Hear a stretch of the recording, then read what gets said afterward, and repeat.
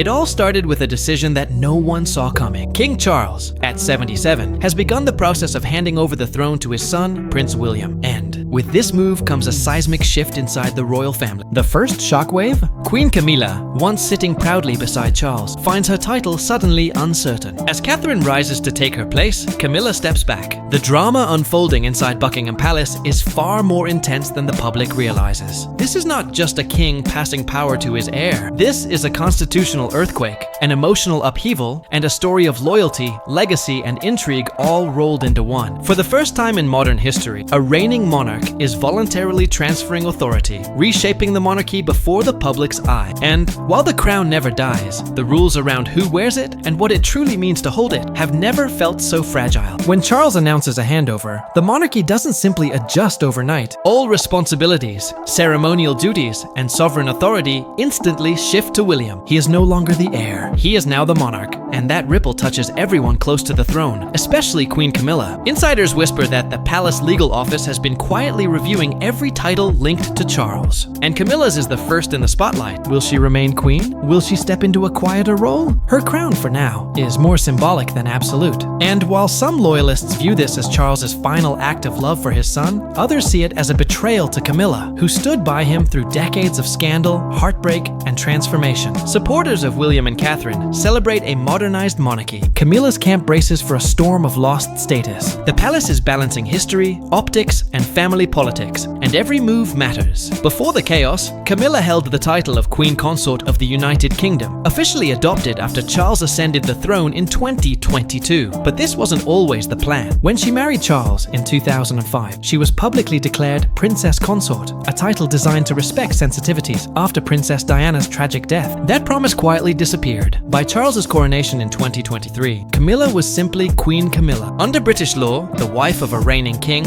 automatically becomes queen, and tradition dictated this move. But many Britons never accepted her fully. Polls in 2024 showed almost 40% of people preferred she kept the consort title. Removing it, for some, felt like rewriting history, a way to erase Diana's shadow. Now, as Charles steps back, that very title becomes fragile. It's tied directly to him, not to Camilla herself. Once William is king, her role must evolve, and the spotlight moves to someone new. The moment William ascends, titles and duties linked to Charles dissolve. Camilla's options are limited. She could become Queen Dagger, revert to Duchess of Cornwall, or gradually fade from public life. Catherine will immediately take on full responsibilities as Queen Consort. This isn't just about names on paper. It's about influence, visibility, and the emotional message the monarchy sends. Every title carries meaning. Every appearance sends signals. And Camilla, once at the center, faces a quieter, carefully measured future. In the royal world, nothing is accidental. Titles change through letters patent, formal documents issued by the reigning monarch. Historical precedents abound. Wallis Simpson became Duchess of Windsor after Edward VII's abdication, never queen. Princess Diana, post-divorce, lost the HRH style but retained her public identity as Diana. Princess of Wales, William can implement a soft removal, stopping the public use of Camilla's title without confrontation. Over time, the press and public follow suit. This is not cruelty, it's strategy. Soft removal communicates the transition without drama, while keeping legal and ceremonial protocols intact. Once Charles is no longer king, Camilla's public duties and appearances will be reviewed. Many of her 100-plus patronages may shift to Catherine or other younger royals like Princess Charlotte or Sophie, Duchess of Edinburgh. Housing privileges linked to her former role could also be reconsidered. If she remains visible, it will be ceremonial, carefully curated to support the monarchy's image. She may attend select family events or memorials, but the era of Camilla as central consort ends. One former aide summed it up: she's not being pushed aside cruelly, but the spotlight moves elsewhere. The public is already divided. Social media exploded as whispers of Camilla losing her queen title circulated. TikTok and X flooded with debates. Team Camilla versus Team Kate.